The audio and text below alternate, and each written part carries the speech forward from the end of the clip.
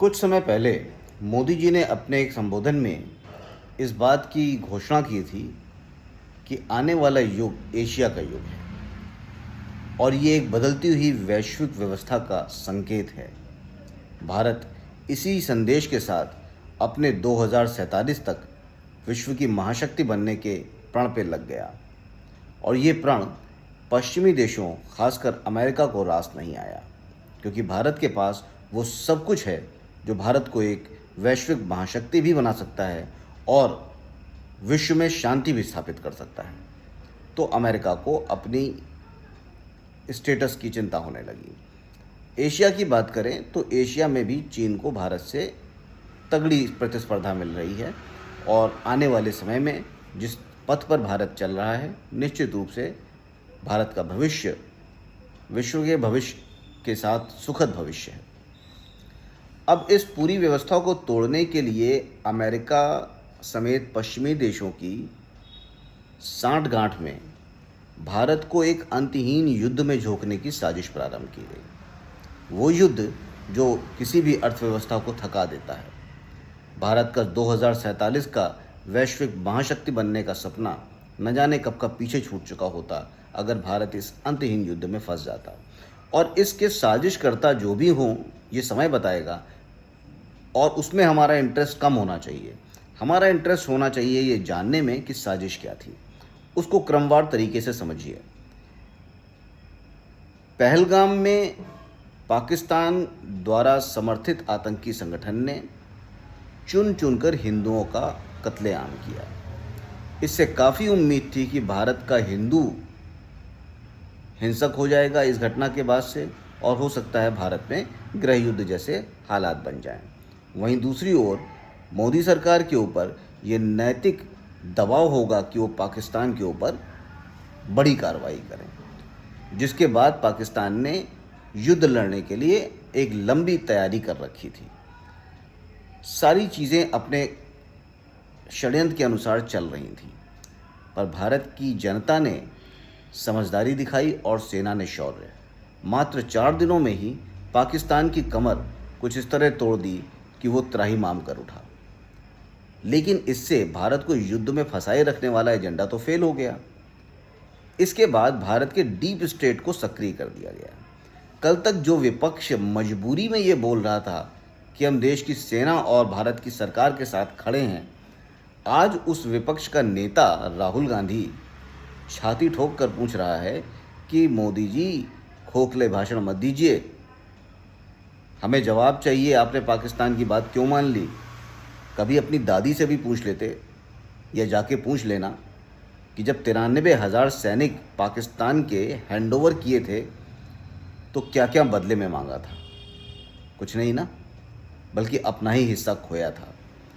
जब भारत की सेना ने शौर्य दिखाकर पाकिस्तान के 2 टुकड़े किए थे तो भारत में बांग्लादेश का विलय करना क्यों भूल गई थी? हमारे लिए उस 2 टुकड़े का या 1 टुकड़े का क्या मायने हैं? सब बेकार था।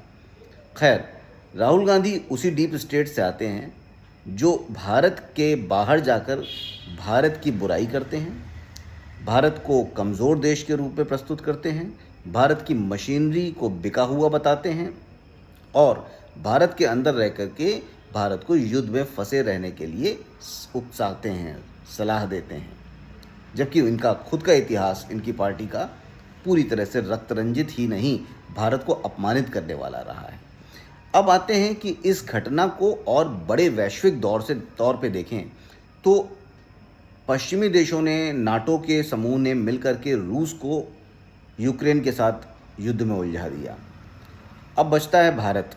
भारत को पाकिस्तान के साथ युद्ध में उलझाइए, लंबी लड़ाई, आंतरिक और बाह्य दोनों, पर भारत की जनता ने इसको स्वीकारा नहीं। अब बचता है चीन, जो कि दोनों तरफ से फ़ायदा उठाने की कोशिश कर रहा है।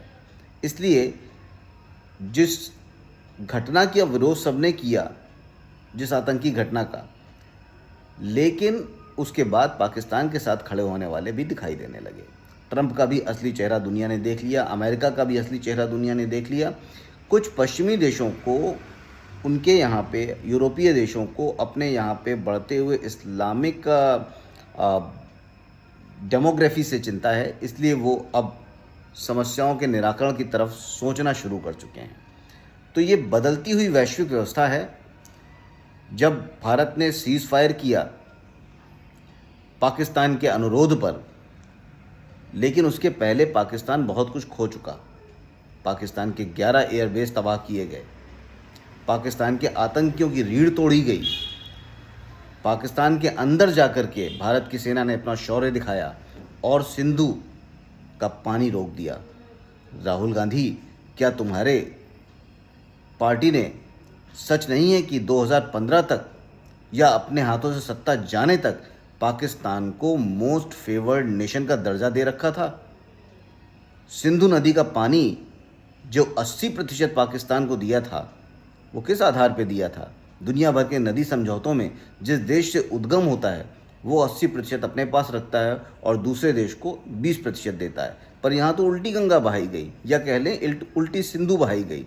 और सिर्फ यही नहीं, 63 करोड़ पाउंड भी दिए थे आपके परनाना ने। तो मोस्ट फेवर्ड नेशन का दर्जा, सिंधु नदी का 80% पानी, उसके साथ मदद, ये आपने करी। और प्रश्न पूछने बैठे हैं आज, जब पाकिस्तान को बुरी तरह से तोड़ करके हमारी सेना ने रख दिया, तब आप पूछते हैं कि हमने कितने राफेल खोए। आपका एक नेता पूछता है कि 15,000 की मिसाइल को मारने के लिए 15 लाख का आग्नेयास्त्र क्यों छोड़ा गया। आपका एक नेता, उत्तर प्रदेश का अध्यक्ष, राफेल का मजाक बनाता है नींबू मिर्चा टांग कर। आप सेना के साथ हैं? आप किसके साथ हैं? ये देश की जनता पूरी तरह जान चुकी है। और यकीन मानिए, ये आसान नहीं। जिस तरह से अमेरिका ने पाकिस्तान की मदद से बांग्लादेश में लोकतांत्रिक रूप से चुनी हुई सरकार को अपदस्थ कर दिया और अपने एक मोहरे को बैठा दिया, सिर्फ उसको नहीं बैठा दिया, खालिदा जिया को भी रिहा करवा दिया। वो लाल मुनीर हाट के ऊपर कब्जे की साजिश थी।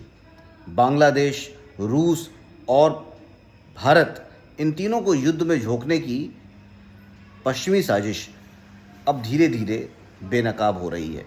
पर हमें डर उनसे नहीं है जो बाहर बैठे हैं। राहुल गांधी सरीखे डीप स्टेट को सपोर्ट करने वाले, जॉर्ज सोरोस के फंड्स के ऊपर अपनी पार्टी की नींव रखने वाले, अपनी राजनीति की नींव रखने वाले भारत के यशस्वी प्रधानमंत्री और भारत की परम शूरवीर सेना को ये नहीं बता सकते कि उन्हें इस मौके पे क्या करना चाहिए। देश की जनता अब राजनीति से ऊपर उठे, जातिवाद, क्षेत्रवाद और इन राजनीतिक दलों के एजेंडे से ऊपर उठ करके सोचे, तो वो समझ पाएगी कि भारत ने जो हमला किया वो भी सटीक था, नपातुला था, और सीज़ फायर भी किया वो भी ज़रूरी था। अदरवाइज़ इसी युद्ध में दुनिया भर के देश भी पार्टी बन जाते और भारत एक अनवरत अंतहीन युद्ध में फंस जाता। आज आप जिस भारत के बढ़ते हुए स्वरूप को देख रहे हैं, वो स्वरूप हम खो चुके होते। इसलिए इस बात के महत्व को समझिए और इस युद्ध के साथ इस सीज़ फायर के भी महत्व को समझिए। देश की सेना और सरकार पर विश्वास रखिए।